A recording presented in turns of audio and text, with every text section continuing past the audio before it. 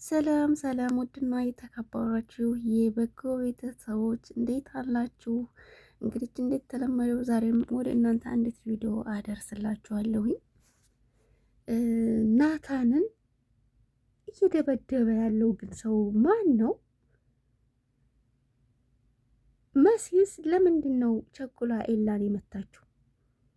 በዛ በጆን ወሬ ተነሳስታ ለምንድን ነው ግን ሁሉም ሰው ኤላ ላይ ያፈጥጠው? ደመረ ኤላ ላይ አፍጥጧል።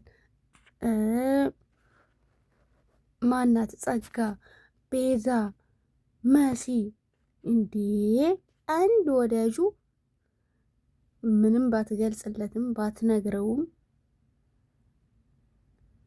ሰብሊ ነበረች። እንግዲህ ሰብሊንም ቃጭል ደብድባ ችግር ውስጥ ሳይዶሉት አይቀርም። ምክንያቱም ባለፈው ጊዜ ላይ ወደ መሲ ደውላ ቃጭል ድረሽልኝ ሰው ሊደበድበኝ ነው ባለቻት ጊዜ እንዲሁም ኤላ ተደርቦ ነበረ የሄደው። በዛን ጊዜ ደምታና ተደብድባ ነበር ያገኛት። ስለ ነገሩ ሲያጣራት ቃጭል የምትባል ልጅ እንደመታቻት እና በመሲ ጉዳይም እንደሆነ ትነግረዋለች። እሱም ከዚህ በኋላ እሷን የማይመለከት ጉዳይ ውስጥ እንዳትገባና አስጠንቅቋት አሁን ቻው እኔ ምን ማድረግ እንዳለብኝ አውቃለሁ ይልና ይለያታል። እሷም ልትበቃላቸው መቼስ እንዳልሆነ እርግጠኛ ነኝ ምን ልታደርግ ነው ብላ ብትጠይቀውም እሱ አንቺን አይመለከትሽም ብሎ በንዴት ሂዷል። የሚገባበት ችግር እንግዲህ አይታወቅም። ምን አይነት ውጥንቅጥ ውስጥ እንደሚገባ አይታወቅም። ግን እሱ ሊበቀላት እንደሚፈልግና እንደማይፋታት ለራሱ ቃል ገብቷል። በዚህ ደግሞ ጆኒ ለመሲ ሰብልን የደበደባትን ተነገርሽኝ ናታንን እየጠበቀ የሚያሰቃየውንና የሚደበድበውን እነግርሻለሁኝ። ስለዚህ በዚህ እንስማማለን ሲላት እሷም ማወቅ ስለምትፈልግ እሺ እስማማለሁኝ ትለዋለች። የደበደባትን ስሙን ሳትጠቅስ ሴት እንደመታቻት ትነግረዋለች።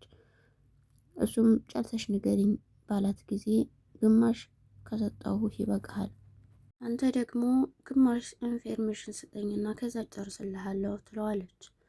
እሱም የሆነ ቪዲዮ ያሳያትና ይህ ልጅ ማን እንደሆነ ታውቂያለሽ ይላታል። አላቅም ትለዋለች።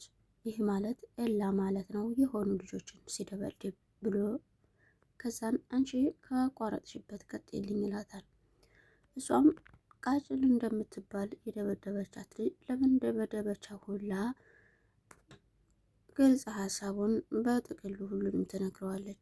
እሱም በምን ምክንያት ኤላ እነዛ ልጆች እንደደበደባቸው ባያውቅም ግን ኤላ ከባድ ተደባዳቢና የሰለጠነ ተደባዳቢ እንደሆነ ይነግራታል።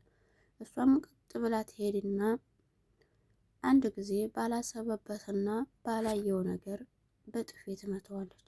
እንደ መሲ ምን ሆነሽ ነው ምን አድርጌ ነው ብሎ በመደናገጥ ቢጠይቃትም አንተ አስመሳይ ተናታን ራስ ላይ ትወርዳለህ ወይስ አትወርድም በሚል ልትደግመው ባለችበት ጊዜ በጥፊ እሱም ምን አደረኩት ናታንን እያለ ይጠይቃታል። እሷ ግን ምንም መልስ ልትሰጠው አልፈለገችም ነበረ። ናታንን ብቻ እየጠበቀ እንደሚደበድበው ትነግረዋለች።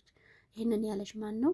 እኔ ነኝ ናታንን ጓደኛዬን የምመታው እያለ ቢጠይቃትም እሷ ግን ምንም ልታምነውም አልቻለችም።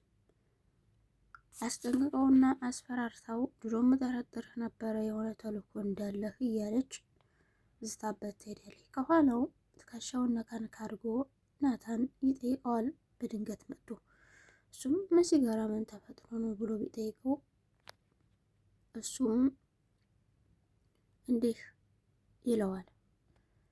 አንተ ነህ ናታንን እየጠበክ የምትመታው የምትደበድበው እያለች ነው። ይህንን ያላት ሰው ማን እንደሆነ ባላውቅም ግን ይህ የራሷ ተነሳሽነት አይደለም ይመስለኛል። ስለዚህ ማነው እንደዚህ ሊላት የሚችለው? እኔ አንተን እመታሃለሁ እንዴ? አንተን መትቻ አውቃለሁ እንዴ? ይህ እንደዚህ የሚያደባድብ እኔ እናንተ የተቀያየም ነው ወይ የተጣላ ነው ጸባለን እንዴ ብሎ ይጠይቀዋል ናታንን ኤላ። ሲቀጥልም አንተ ደግሞ እኔ ይመታኛል ብለህ ትጠረጠረኛለህ ይለዋል። ናታንም በጭራሽ እኔ አንተን ጠርጥሬህም አላውቅም አልጠረጥርህም ይለዋል። እንደዛ ከሆነ ጥሩ ብሎ ትከሻውን መታ መታ አድርጎት ኤላ ይለየዋል። እሱም ምን ማድረግ እንዳለበት እና ምን መስራት እንዳለበት በጣም ይጨነቃል።